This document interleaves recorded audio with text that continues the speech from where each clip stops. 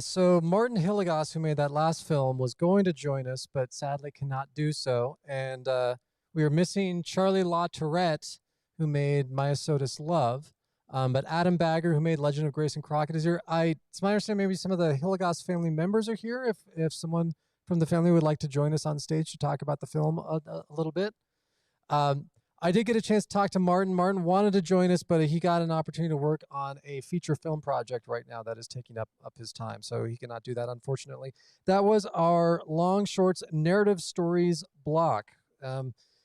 Legend of Grayson Crockett is a film that this gentleman, Adam Bagger, made. Maya Sotis Love. Charlie was supposed to join us. If you're curious about the title, and I thought that maybe Maya Sotis was like a scientific term for dementia or Alzheimer's or something like that. It's actually the scientific term for the forget-me-not flower. So that's the reason for the title is forget-me-nots, as being kind of a play on words. And then Isolated, Martin's film. Give me just a second to kind of preface things of what we talked about, and then Adam, we'll get to you. Appreciate your patience on this. When I had a chance to talk to Martin, I told him, honestly, when we first saw that film, we weren't quite sure what to make of it. Like, there's not really dialogue except for the radio. I kept waiting, like thinking that, okay, is this leading up to like a horror film sequence? Like he's going out on a canoe. There's a dog. Like, is Jason going to pop out of the lake and suddenly like tip over the canoe? And like, it's setting me up for something, right? And then at first we were a little disappointed in it. And then what we realized, well, you know what? In the age of COVID, we're all dealing with isolation, right? I mean, right now, even in the theater, we're all here communally and everyone watching online, but we're all so separated out. We're all wearing masks. We all are living in our own isolation, whether it's in the cabin that the character visits. It seems like it's his way of coping, and at the same time, there's some subtleties to it that I found that made it interesting. In that the piano, even though the music is very sparse, it's slightly out of tune. The angles, even though the cinematography is beautiful, they're slightly off kilter. So it's saying that even though this is a person trying to experience normal life, there's something that's still just a little bit off. And that I felt, and Martin agreed with me, was kind of the purpose of that film. Hopefully, the Hilligoss family agrees with that basic sentiment. If you don't want to come on stage, there's also mics on the side there. If there is a comment that you'd like to make, you can go up to one of those mics and stand there on the X. Adam, hello, sir. Thank you for joining us. We appreciate it. Hello, Kurt. Thanks for having me. So let's talk about The Legend of Grayson Crockett. This film has gone through quite a journey just to be made. I know you shot it up in kind of the Portland, Mount Hood area, but that was not the intent. Can you tell us the background of the odd travels that the story has gone from being a short story to becoming a film? Absolutely. Well, I initially, sorry, I'm getting a delay. We, Here, let me take out my earpiece while I talk. Oh, sorry. We can hear you just fine. Okay, so initially, I came across the story in the form of a short story, which was written by a grade school teacher. He's named Samantha Bale. Immediately fell in love with it. The story, its message, the characters. So she and I worked together over 13 drafts, 2 false starts, and finally, brought it to the screen. We were initially going to shoot in LA when I lived there, in the Eastern Sierras. It would have been a much different film had I not moved up to Portland, discovered the wonderful state of Oregon that we all call home, or most of us assume. And yeah, the location became my character. So I decided to shoot in the Mount Hood forest. Terrific. So, film that kind of evolved over time. We're having a little bit of difficulty with your audio. See if maybe you can clean up your mic a little bit. But if everyone didn't catch that, basically it was going to be shot in Los Angeles, and then Adam had a commercial opportunity in Portland. And over the many years that the project was in development, he came to Portland. Once he came here, he was like, "Okay, I'm staying." And so the film that was supposed to be shot in LA instead ended up getting shot in Oregon. Can you talk about some of the special effects in it? Because it's a sci-fi film, but it's not sci-fi like Star Wars spaceships and Buck Rogers and all that. It's more of a realistic sci-fi, if there is such a thing, of a, a look at a person who has this extraordinary thing inside them, but they don't know how to fit into the world, right?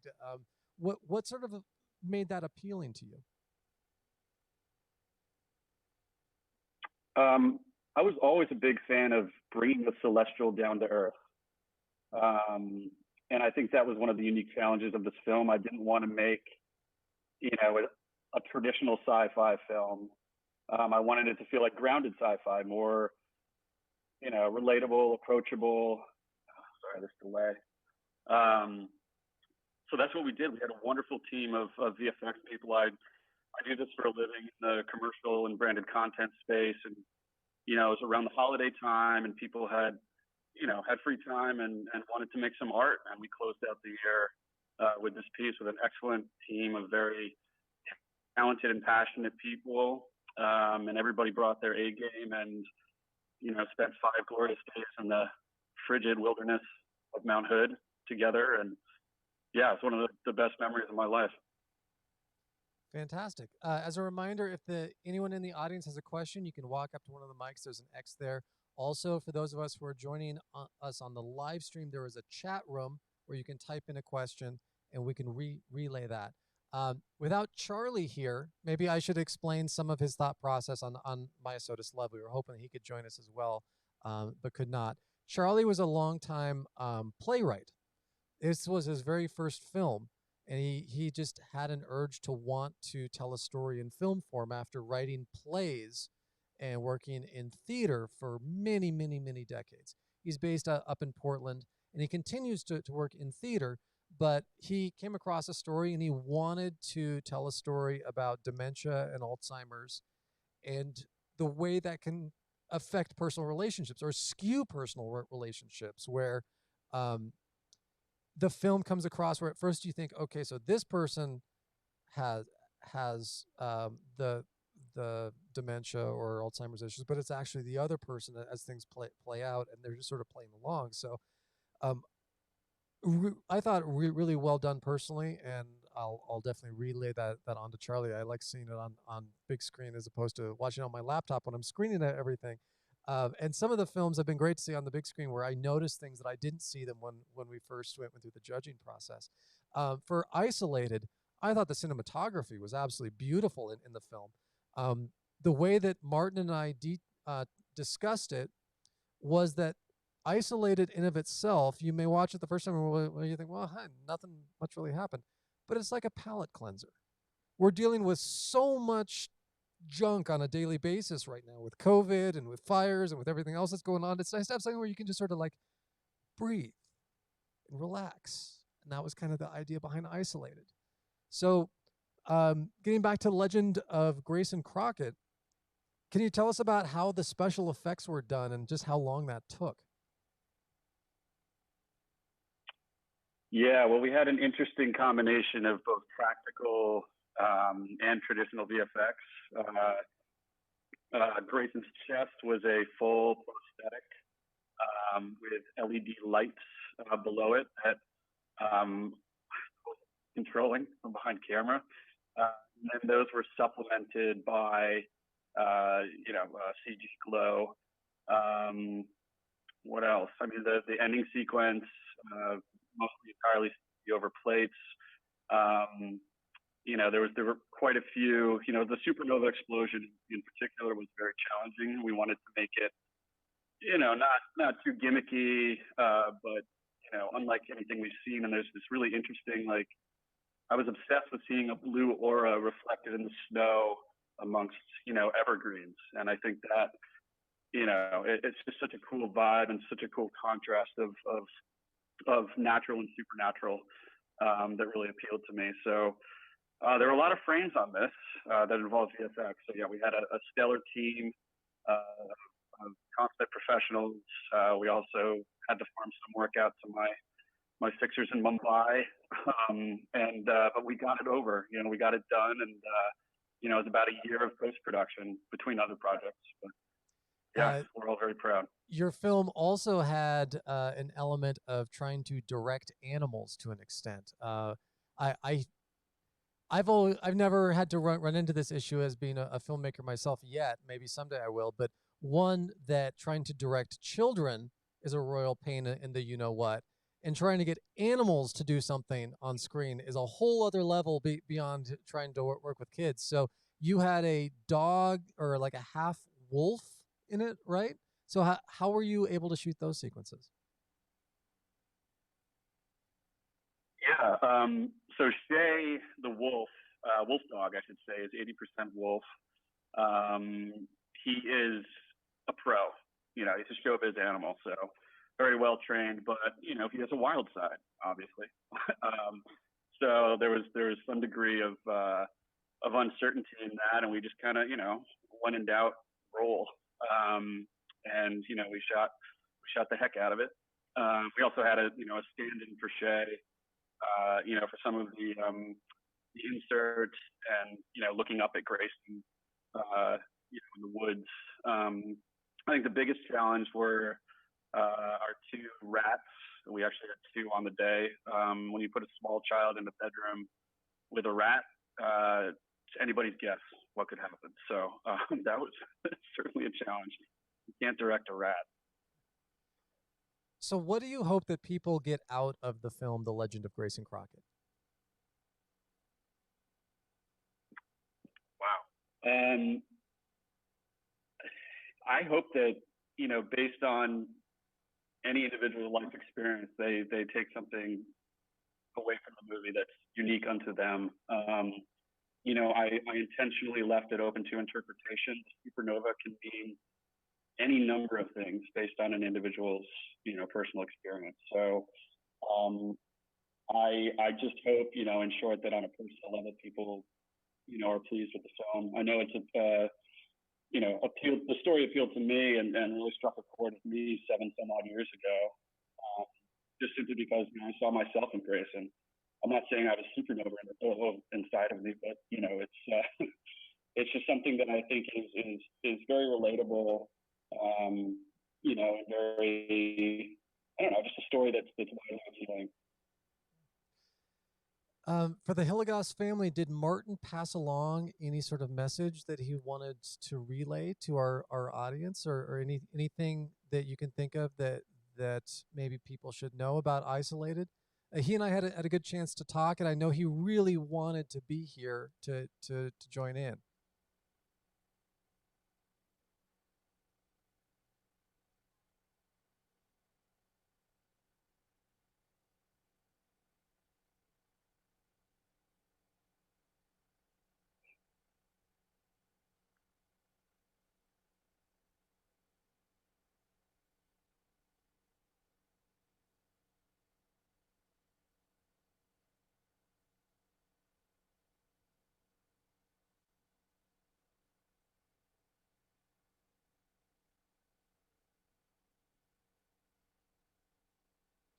So the response there, because our live stream audience couldn't hear that because she wasn't talking into the microphones, was in relation to what we were discussing just a minute ago, Adam, as far as trying to direct animals.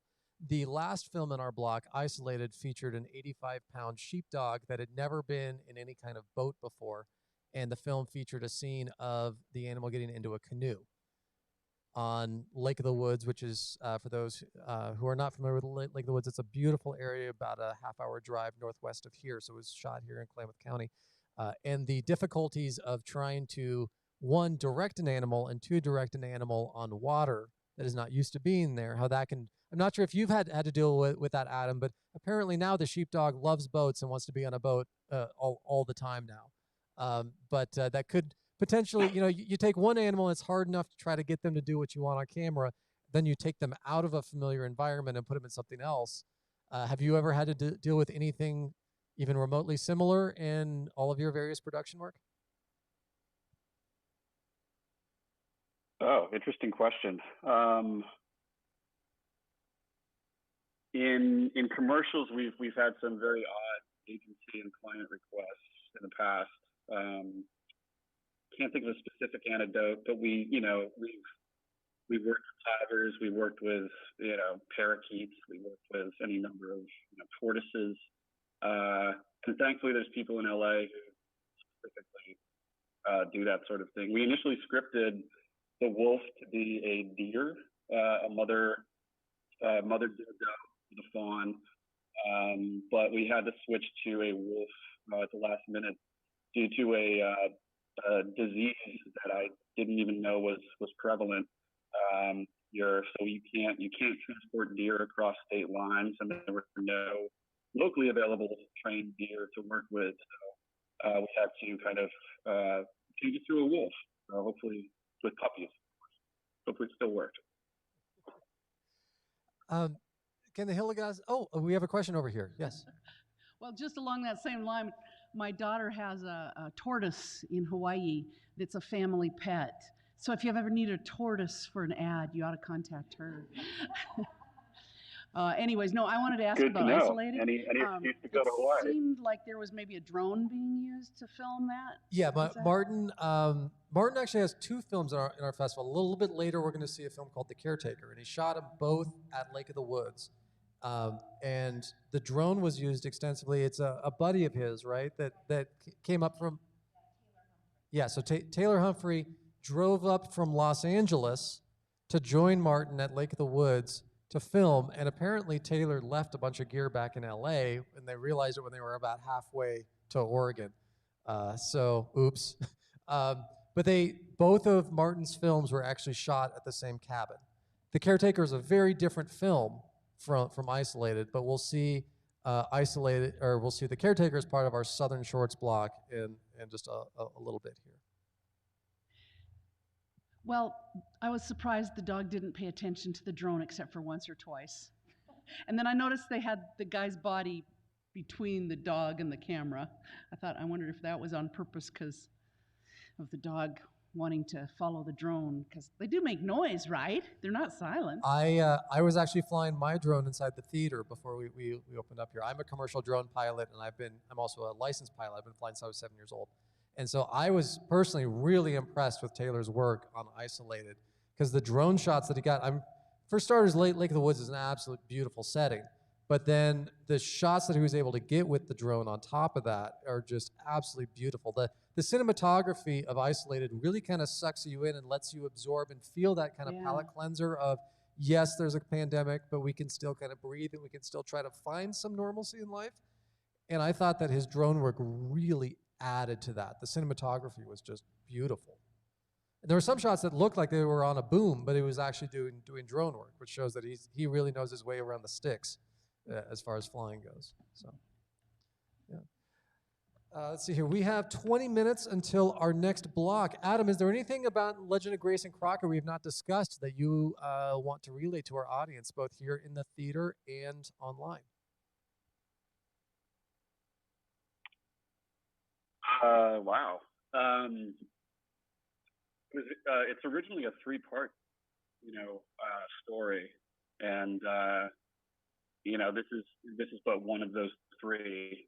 And though I'm not in any way, shape, or form going to take on another long short film with crazy VFX anytime soon, it's nice to have those, two potential things when I am ready, and I will most certainly be shooting in Oregon. That's for sure. This place is perfect. Well, Adam, are you working on any future projects that you can tell us about? Yeah, actually, I have a documentary short called River Tigers, Giant Salmon of the Russian Far East that will be world premiering at Banff in early November. I shot that, co-directed it with Andy Mazer, who is another Portland filmmaker. We flew to the Russian Far East in search of this mythical 6-foot trout that eats ducks and squirrels and muskrats and the like. So we went there with a world-renowned fly fisherman and partnered with an oligarch, and we go deep into the woods by MI-8 helicopter in search of this apex predator known as the river tiger. So adventures ensue. It was pretty epic. Fantastic. Well, maybe we'll see that at next year's Klamath Independent Film Festival. So thank you so much for submitting your film. thank you to the Hilligoss family for joining us. Thank you. Please thank Martin for both of his films that we're going to have, and we wish he could have joined us. And Charlie, who said he was going to be here for Maya Sotis Love. So we have a few minutes here if people want a quick lunch break or get some concessions, stretch your legs, take a bathroom break. We will continue with our Northern Shorts block at 3:45. And remember, we will be giving out our awards starting at 7:15 tonight. We have 5 category awards, and that will be live streamed as well. So, Adam, thank you so much for taking the time out to join us. We really appreciate it. Thank you, Kurt. Thank you, everybody. Appreciate it.